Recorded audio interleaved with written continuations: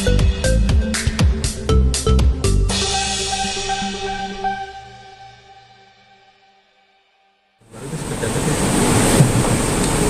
kenangan sedih ya. Ya pasti ya kita simpel aja. Biasa kita ngumpul di rumah saya, keluarga besar yang berhasil datang, kita ya bisa barbekyuan, bisa kembang api. Jadi ke situ sih, simpel sih. Jadi ngumpul keluarga besar ngumpul di rumah kita, dan kita ngumpul bareng dan barbekyuan, dan juga itu biasanya kembang api ya. Sampai jam 12 ya, itu jam 1 jam 2 pada pulang.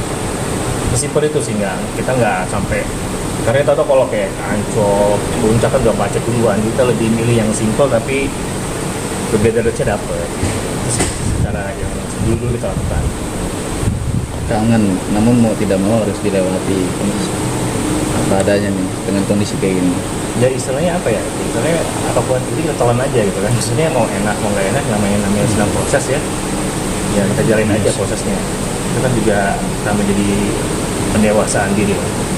Yang pasti kita berdua nggak mau sebenarnya ini terjadi, tapi memang karena sudah keputusan bersama, kita nggak bisa ketemu di jalan yang sama, kita sudah berbeda arah juga, secara prinsip juga. Jadi ya inilah jalan terbaik buat kita ya. Walaupun akhirnya menyedihkan, pahit ya buat anak-anak juga. Jadi ya tapi kita selalu maintain kok bahwa saya itu tetap bapaknya anak-anak dan Mbak Asih itu tetap ibunya anak-anak. Mungkin mengatasi kangen sama Asri seperti apa Mas? Masih suka telepon atau banyak kabar?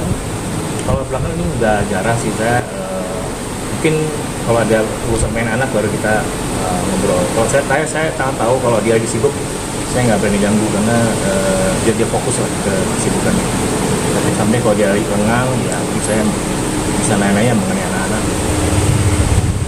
Mungkin keajaiban itu nggak ada yang tahu. Kalau salah satu pihak, taruhlah Mbak Asri ingin kembali rujuk, gimana nih peluang dari Mas Gali sendiri nih? Ya namanya keajaiban yang ada aja, tapi kalau saya lihat secara reality kita fakta aja, kayak itu untuk saat ini tidak mungkin ya, karena kita bercerai dulu lah ya. Tapi kedepannya seperti apa, saya juga nggak, seperti saya bilang sebelumnya, saya juga nggak berani berharap. Ya seperti ini aja kan, saya berharapnya seumur hidup, tapi ternyata kita tidak sesuai dengan terpisah. Jadi berharap saya nggak berani, sudah nggak berani lagi. Jadi saya lebih ke pasrah aja. Apakah keajaiban itu ada, apakah skenario berbeda lagi, saya hanya ngikutin aja apa yang sudah digariskan oleh Allah ke depannya ya. Jadi saya nggak maksa, nggak ngoyo, nggak berusaha lagi, karena saya udah pasrah aja. Karena dulu saya juga deketin Mbak Asih juga posisi seperti ini, saya juga pasrah karena kan Mbak Asih itu cukup sibuk ya, jadi saya juga pasrah posisi sama seperti yang saya lakukan sekarang. Saya hanya pasrah dan nggak berani berharap juga. Apakah karena kesibukan tersebut Mbak Asri menjadi lebih cuek pada sang suami atau seperti apa sih, kurang perhatian? Nah itu sih sudah dikomunikasikan dari awal pernikahan juga Mbak Asri sudah bilang itu tidak bisa jadi istri yang standby di rumah, karena dia di bidang entertainment pasti dia lebih ke quality time bukan ke quantity, karena memang waktunya availability time dia cukup terbatas. Jadi di awal dia sudah bilang, jadi saya sudah okein sih. Jadi sebenarnya bisa aja kita ada quality time dan kok Mbak Asri juga selalu komit kok untuk hari ini. Mungkin dari kakak ada Mbak Asri menunjukkan pesan atau seperti apa? Oh dari Mbak Asri sendiri sih, kalau dari Mbak Asri ikutin prosedurnya aja, prosesnya.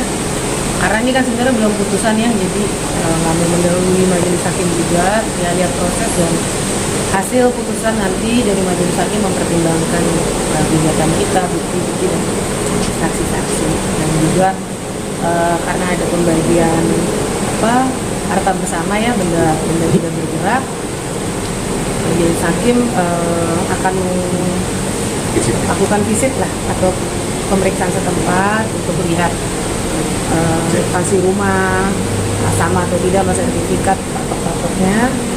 Dari situ baru majelis hakim akan mempersiapkan untuk ujung dari perkara inilah,